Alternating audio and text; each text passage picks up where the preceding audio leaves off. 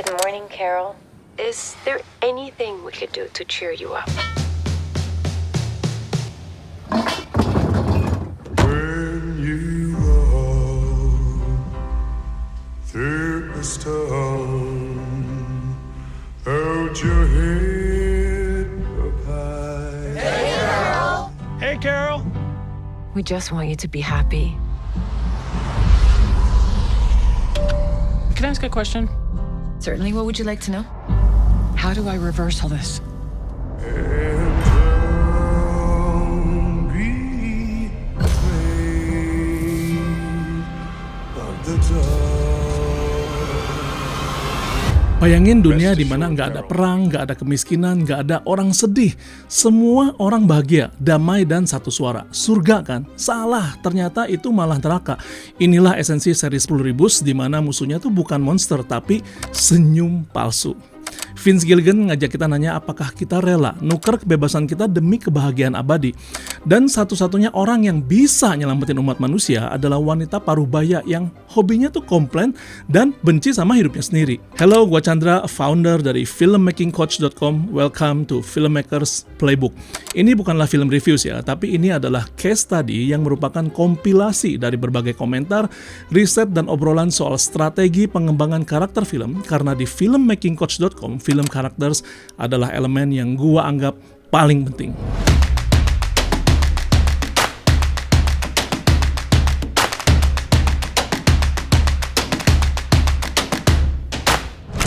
Kali ini kita bedah serial sci-fi yang diduga akan menjadi serial terbaik tahun 2025. Gimana Rhea Seehorn bikin karakter nenek-nenek grumpy jadi pahlawan aksi, dan kenapa Happy Apocalypse itu jauh lebih nyeremin daripada zombie.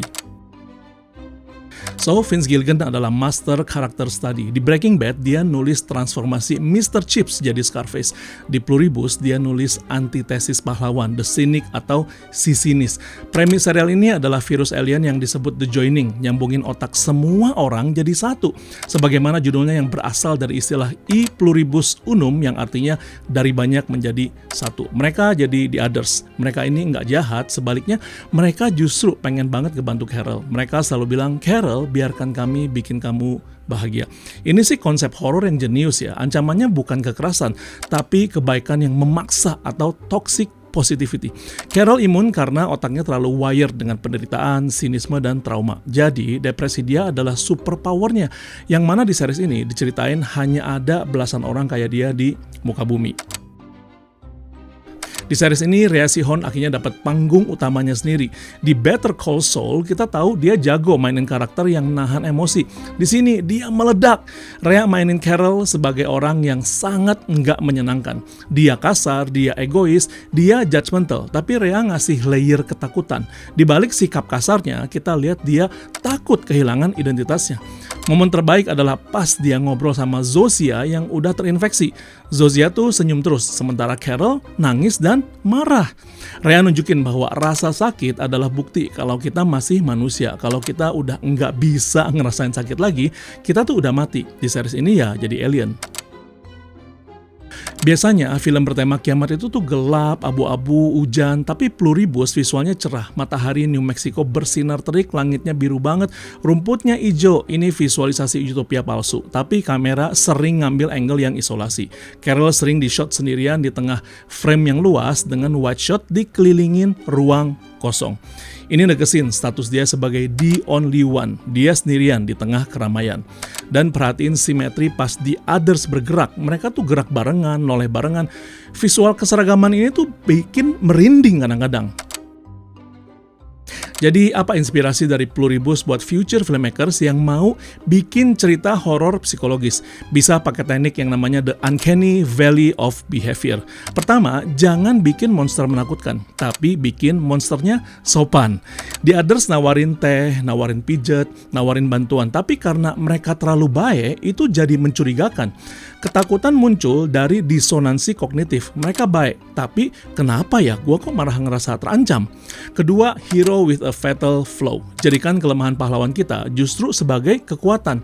Carol itu tuh pemarah. Di dunia normal itu sifat buruk. Di dunia Pluribus, kemarahan itu adalah benteng pertahanan mental dia. What if Carol nyerah dan gabung? Dia bakal bahagia, dia bakal ketemu lagi sama pasangannya di dalam pikiran kolektif. Semua rasa sakitnya bakal hilang dan ini godaan terbesar di serial ini. Penonton tuh kadang mikir ya, gue juga mikir, kenapa Carol ngelawan sih? Udah gabung aja, enak kok. Tapi itu jebakannya. Vince Gilligan nantang kita, apakah kita milih bahagia tapi palsu atau sengsara tapi nyata? Yang jelas Carol milih sengsara, karena bagi dia keakuannya tuh lebih penting daripada konsep kekitaan milik alien. Pluribus adalah kritik tajam buat zaman kita yang terobsesi sama kebahagiaan instan dan konformitas, meaning kita FOMO, takut beda, dan takut sedih. Tapi Carol Sturka ngajarin kita bahwa kesedihan kita, trauma kita, dan kemarahan kita tuh adalah bagian dari jati diri kita yang seutuhnya. Jangan biarin orang lain atau algoritma atau bahkan alien ngambil itu dari kita. Menjadi manusia berarti berani untuk nggak baik-baik aja. So future filmmakers, kalau konten ini bermanfaat, jangan lupa subscribe dan sampai ketemu di filmmaking playbook berikutnya. Salam action!